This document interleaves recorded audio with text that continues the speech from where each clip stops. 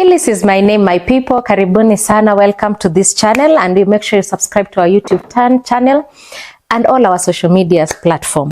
Remember to follow up on speaking about safe motherhood.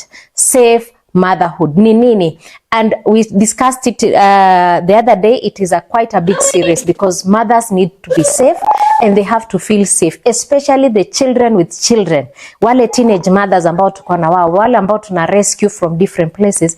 How do we look at the safe motherhood? So today I'm going to discuss with you how the birth attendant is so important in safe motherhood. That is why we do rescue, kwa sababu these children have no opportunity of meeting professional midwives. Wanazalishwa na wakunga wale wa miaka na miaka. Wakunga have no experience but experience through nature and being transferred from one grandmother to the other. So kitu important, the most important thing is to know who is your birth attendant, who is taking care of you during birth, and that is the most important thing, because there are things that can go wrong, and this birth attendant must have knowledge. Number one, has a knowledge kwamba this mother is going to give birth either naturally or through a cesarean section, because those are the two types of birth that we have. So this birth attendant has lazima awe na hii knowledge all around, ajue haya huyu mama vile tunaendana naye, this child is going to give birth in a normal circumstance or through a cesarean. Maybe mtoto ako depressed or they are not able to have the heartbeat, ama mtoto amepoop ndani ya the womb and they need to remove the baby. So you can imagine hii information yote midwife mkunga hana hiyo idea, hajui. So yeye tu kazi yake ni kutaka tu mtoto a give birth. What does that result? To bad, anapata fistula, mtoto anapata third degree tear, huyo mtoto ameshaharibika. Again, remember hakuna dispensary, there is no dispensary anywhere, it is very far. So what happens? The baby will die, the mother will die, or everything can go wrong. So this midwife or mkunga must have knowledge. Number two, this mkunga must have skills. Skills in case kiumane, in case things go wrong.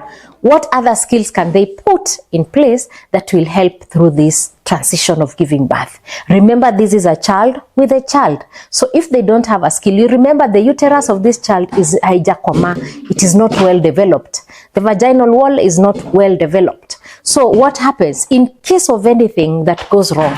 This birth attendant must have the skills to handle the extreme cases that can be there.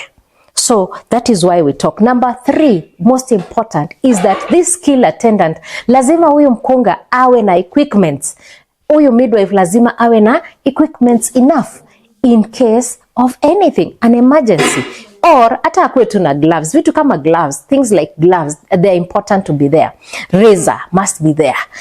Scissors must be there. A tie, uzi or a thread has to be nearby.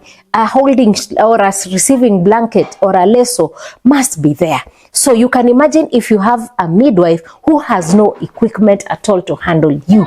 So that is why we are saying this birth attendant has to be a person who is professional. But remember, our work is in the community where we don't have all this equipment. So that is why we call upon the people who are with us, people who want to join hands with us in this midwife journey. Karibuni sana. If you know you are a nurse somewhere and you like to help communities and help mothers to have safe motherhood, children to have proper birth, then you have to join hands with us. That is why it is important every day to have the right midwife around you. Lazima uwe na birth attendant mwenye anakuchunga. Kama ni huyo mkunga, join hands with us. Let's train this wakunga in the right direction, because sometimes hatutapata huyo professional nurse. So but umepatia ule mkunga some skills and knowledge that in case this happens and you are not very near the dispensary, you can do 1, 2, 3.